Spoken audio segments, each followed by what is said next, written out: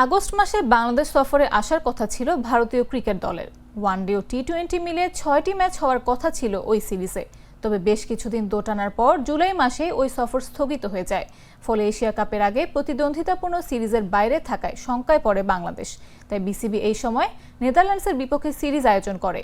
ভারত সফরে না আসায় আর্থিকভাবে লোকসানে পড়েছে বিসিবি। এছাড়া প্রস্তুতিতেও ঘাটতি কমাতে আনা হয় ডাচদের। গণমাধ্যমের মুখোমুখি হয় বিসিবি সভাপতি আমিনুল ইসলাম বুলবুল। বলেন, কলকাতায় সবশেষ ওয়ানডে বিশ্বকাপে নেদারল্যান্ডসের কাছে বাংলাদেশ হেরেছিল। তাই শক্তির ব্যাপারের চেয়ে বড় ব্যাপার হলো প্রস্তুতি। ভারত দলের বাংলাদেশ সফর বাতিল হওয়ায় ওই সিরিজ থেকে বিসিবির আর্থিক ক্ষতি হচ্ছে জানিয়ে বুলবুল বলেন, ভারত আসার কথা ছিল বাংলাদেশ সফরে, কিন্তু আসেনি। তাই বিসিবি কিছুটা আর্থিক ক্ষতিতে পড়বে। তবুও এই সিরিজটা আয়োজন করা হয়েছে।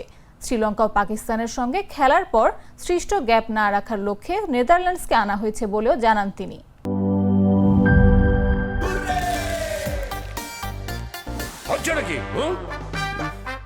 সিচুয়েশন যেমনই হোক, হুররে থাকলে নো টেনশন।